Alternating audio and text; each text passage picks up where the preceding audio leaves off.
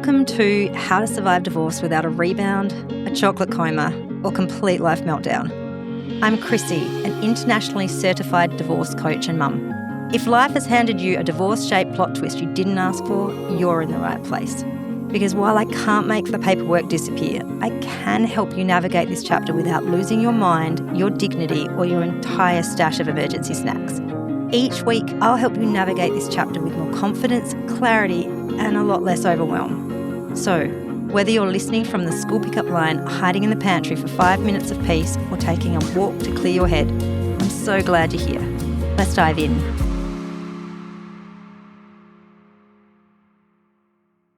Hello, beautiful mothers. This episode is a little bit different to the others because it is brought to you from a bathtub.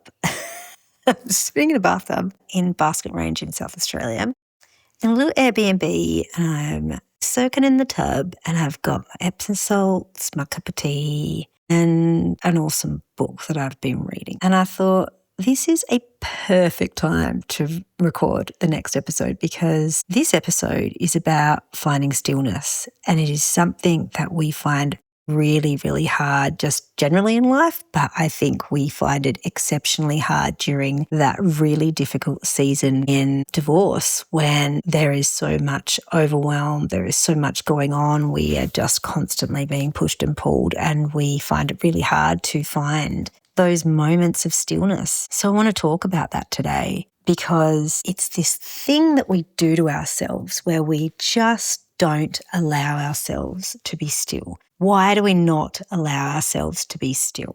Well, the first reason is because this is emotionally quite an intense season, a roller coaster season of very intense emotions and lots of thoughts. And the more still that we become, we know that the more we will be having to face those thoughts and those feelings that arise, and that's uncomfortable, makes us extremely vulnerable. And we think, if I have to hear those thoughts in my head and recognize them, or if I have to feel that emotion that comes up from the thoughts that I have, I'm not going to be able to process it. And look, there is an element of that. We have to honour that in that phase of time, that survival stage, we don't want to be addressing all of the emotions in that stage because we're not ready. We have so many things that we practically have to do.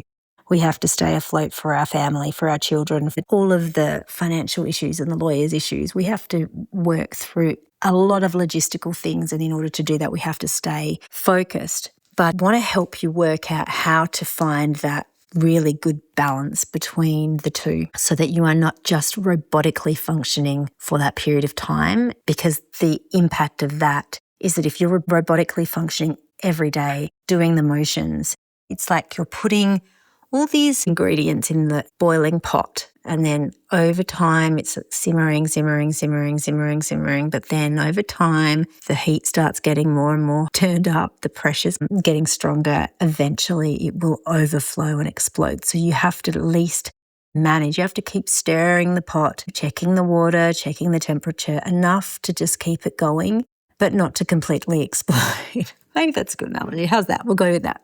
So one of the other reasons why we typically don't give ourselves the ability to find stillness is because we've been operating for such a long period of time in a culture that rewards us for being busy. It rewards us for going nonstop and just not allowing ourselves to be still, because when we're still, we see that as a weakness.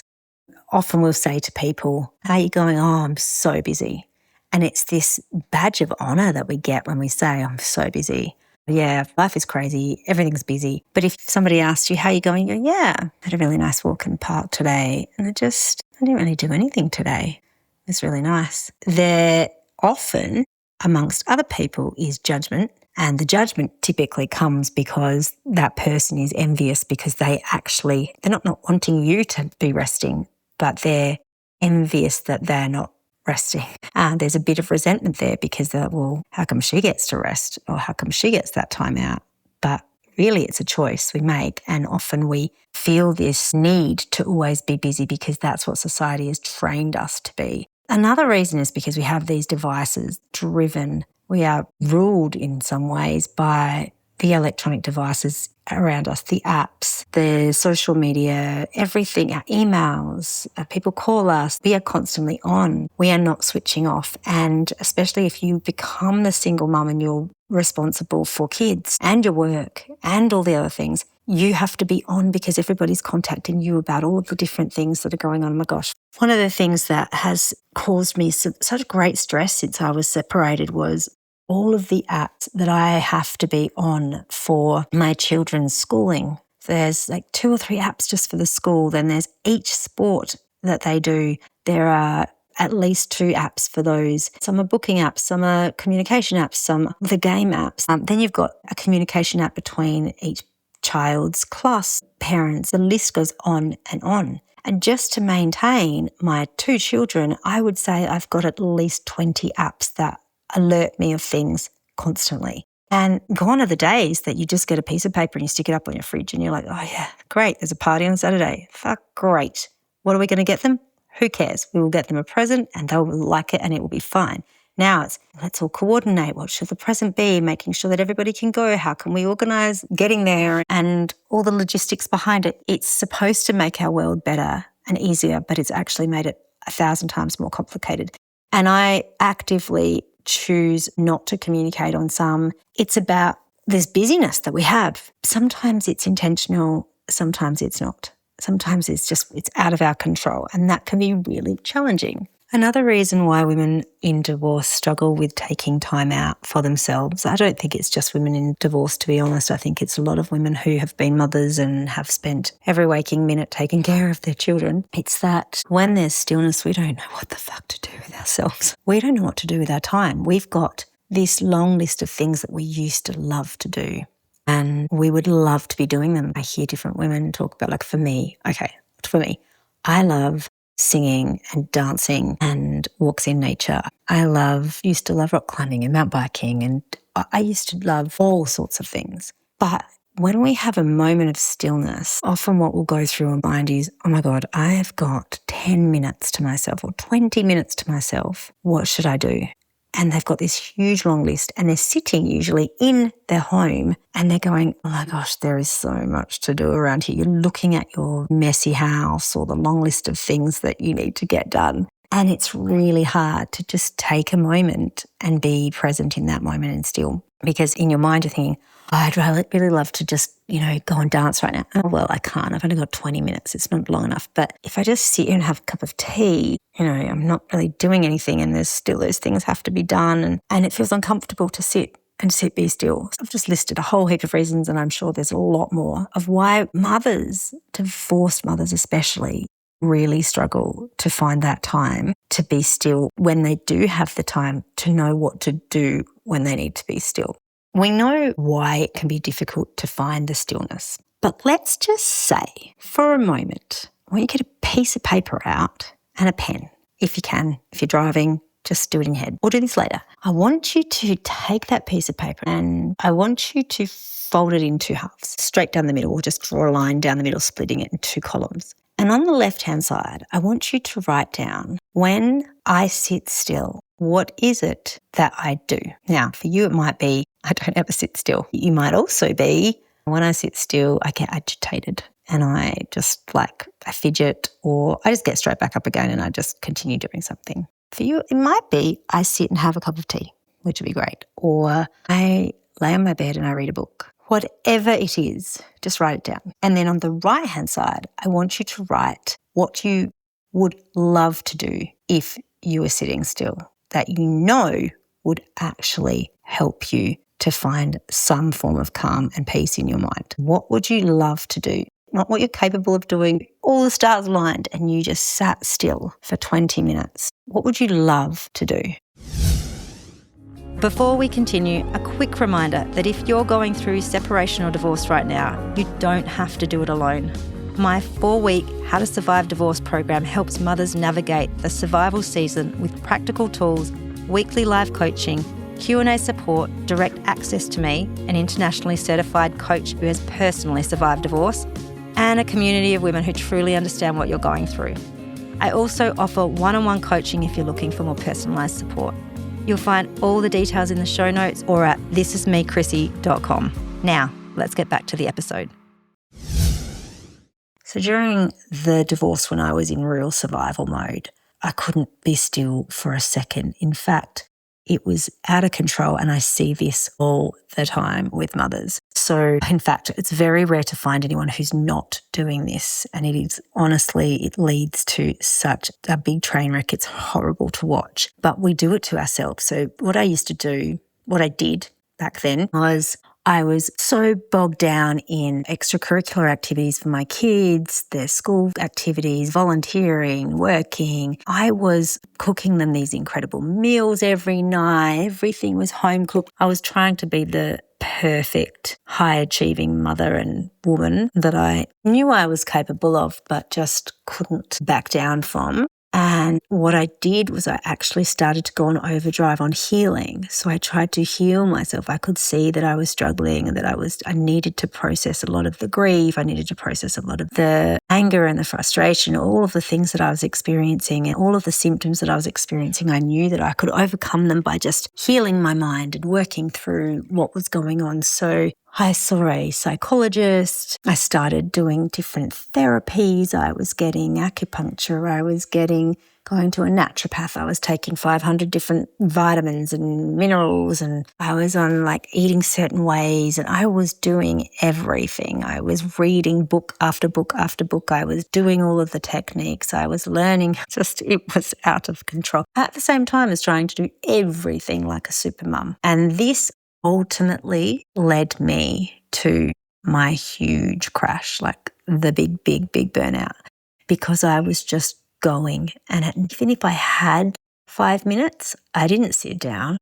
I stood up at the bench top in my kitchen and I would stare out at the grass and I would ruminate on something, or I would continue cleaning. If I would stand still for about 10 seconds and then I think, this is a good time for me to clean the fridge. And I start cleaning the fridge.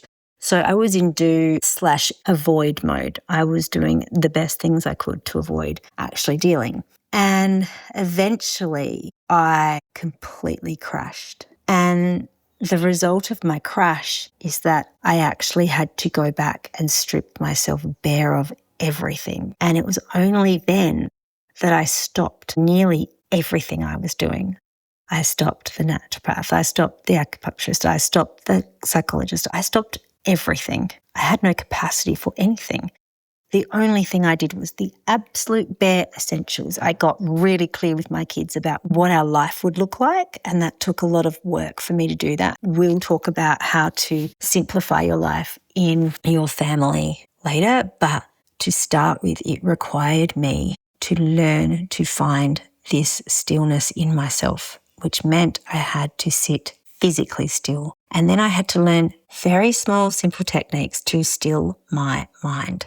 Something that so many mums say to me, I've tried meditation, it just doesn't work. Well, you try it once, it's not going to work. Try it twice, it's not going to work. Try it 1,000 times and it will start to work. It will start to sink in. And different techniques will definitely help you to find the stillness. But the problem is we are too focused on go, that we don't give ourselves the stillness. And then what happens? Eventually we break. So for me, it got to breaking point. But what I want to teach you in this podcast is that if you start chipping away now in the thick of the absolute storm, how to just take small moments to find stillness and look at how you can find more stillness in every single day, in every aspect of your life. You will unlikely get to that point. There are little things that you can do every day to still your mind and rest your mind, rest your body, so that you can take care of yourself and maintain the mental and physical health that you need. So let's get into how. So one of the first things that I did was I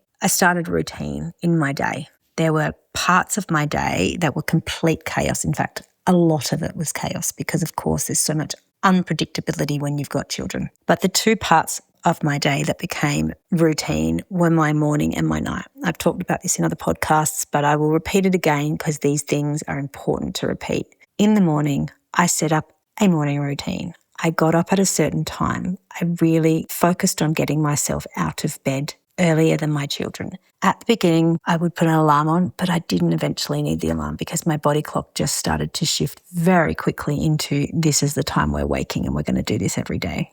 I would get up before the children and I would go make myself a cup of hot lemon water and I would go and sit outside on my rocking chairs and I would watch the sunrise. At the moment, it's dark. We're in winter, so the sun doesn't come up until after the kids are up. So I just sit outside. I'm rugged up, rain, hail or shine. I'm rugged up and I'm sitting out there. If you can't, just sit in a quiet space in a lounge room with a view of some sort of nature if you can. Anywhere you can that you're still and it's peaceful. I don't put any big lights on. It's just blue blocking lights in the morning, so it's very calm. I do not look at my screen. This time is for me to just be with me and the stillness. And one of the first things that I say in the morning is, good morning, Chrissy, I love you. And then I say, thank you, God, for another day. They're just my two little things. Everybody's got their own things. Good morning, Chrissy, I love you comes from Shauna Shapiro, who has written a beautiful book called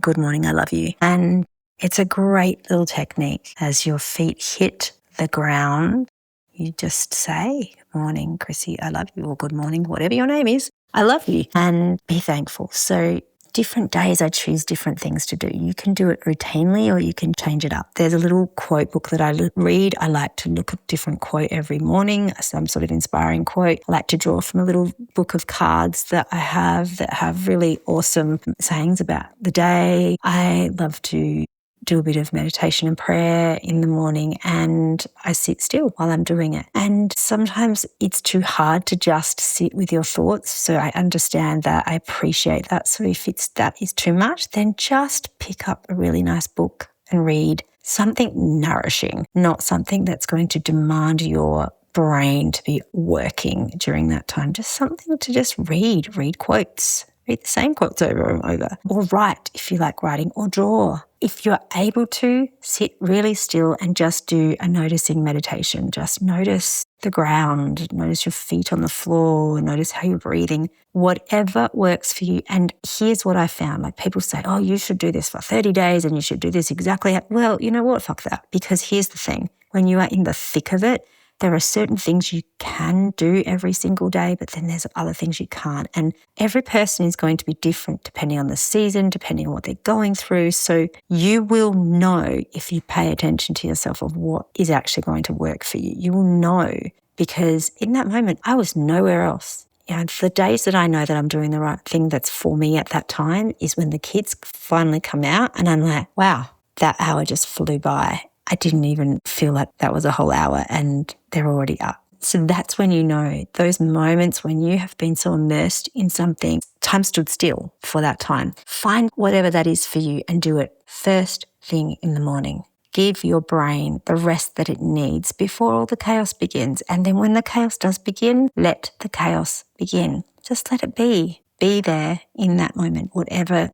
comes up. So that's my first thoughts on the routine is the morning. Also, the evening is really important. When your kids go to bed, make the time after they're in bed really nourishing. Make sure that you're getting to bed, if you can, early. You're not on devices where you can. If you have to, blue blocking glasses, and have a time limit if you can. Really try to prioritize getting to bed earlier and waking up earlier so that you're with the circadian rhythm. It really does help your nervous system during this time. If you're like you prefer going to bed really late and waking up late, that's fine. But maybe you could say to yourself, this is just for a period of time. I'm going to give it a try and give it a solid try, because honestly, your body will thank you for it if you get really good sleep period of time. So if you start going to bed earlier, so for me, that looks like 9 o'clock, 8:30, kids are finally asleep. Depends on what age your children are, of course. And then between 8:30 and 9, I prep everything that I need, clean up some things, and maybe have a shower or a bath. And then from 9 till 9:30 is calm down time. Definitely no screens, definitely just reading a book in a bath, or just getting into bed and just doing a meditation, or just sitting and reading something, just being still and not worrying if you can. And if the worry comes up, just noticing the worry and then doing some letting go techniques, which is another episode. The letting go is going to be awesome. I can't wait to teach you the letting go techniques that I finally learnt and that honestly saved me. I cannot wait to do that episode. So that's the routines. Another way of finding stillness is in the back of your toilet door, sticking up quotes, messages, all sorts of really positive messages about just this moment. I've got some behind my door that say, all that matters is this moment. Take a deep breath or whatever they are. They help to bring me back to this moment because often the only place I could escape to was my toilet. When you've got little kids and you're on your own, sometimes that's the only hiding place. And even then, my children still come in the door. So I'm sure many of you can relate.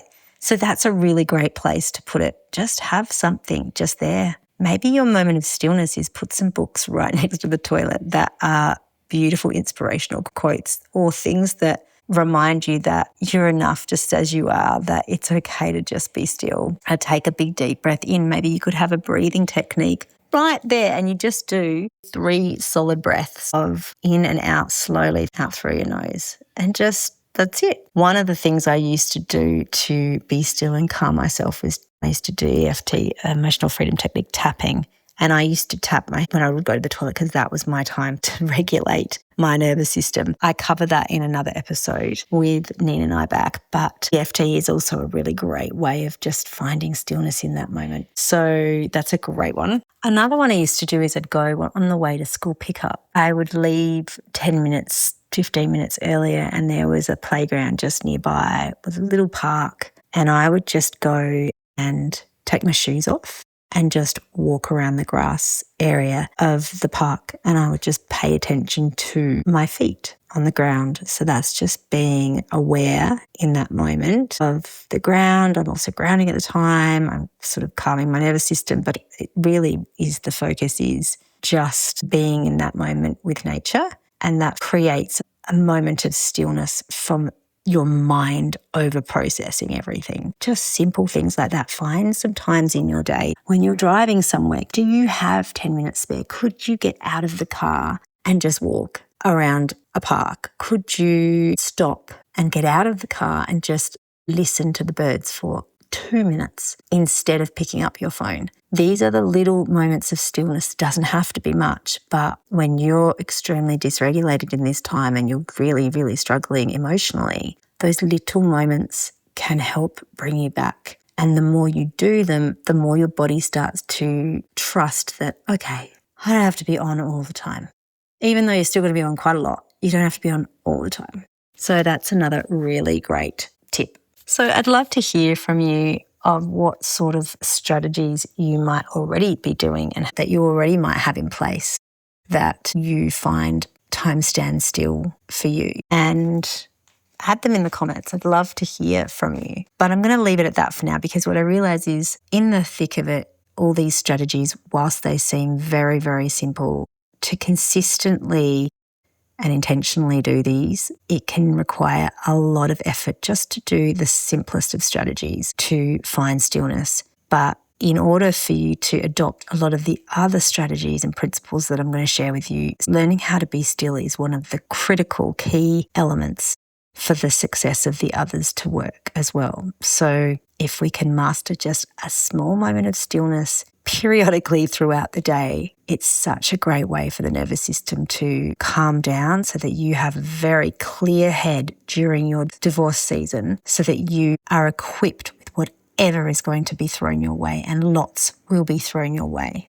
So all we're trying to do is master a bit of a calmer mind and a bit more peace in your day so that you have capacity when all the shit hits the fan. So I'll leave it with those strategies and I look forward to hearing how this goes for you. Little ways can you find stillness in your day, every day, regularly throughout your day. It may even be, if you can't handle anything else, that when you're driving and you're at the lights, you pause for a moment, safely, of course, while you're at the lights and you don't zone out, but just notice the trees. That is a moment of stillness. That's just one moment of stillness. Try that. And if you do have time, write down a list of all the things that for you, time stands still when you're doing it. For me, it's reading and writing or podcasting. So find what works for you, write the list down, and you can refer to it and go back to it. And you have that 20 minutes, that 30 minutes, go,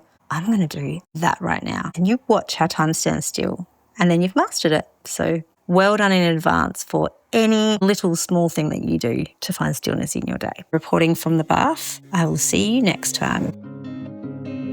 Thank you so much for being here. If this episode resonated with you, you'll find a summary sheet in the show notes, along with details about my one-on-one coaching and 4-week How to Survive Divorce program if you'd like additional support. If today's episode helped you feel seen or sparked a small step, don't forget to follow or subscribe so you don't miss future episodes.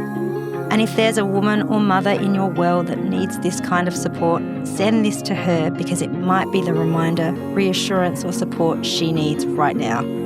Until next time, be kind to yourself, skip the rebound, leave the chocolate coma behind, and keep taking one step at a time. Lots of love, Chrissy.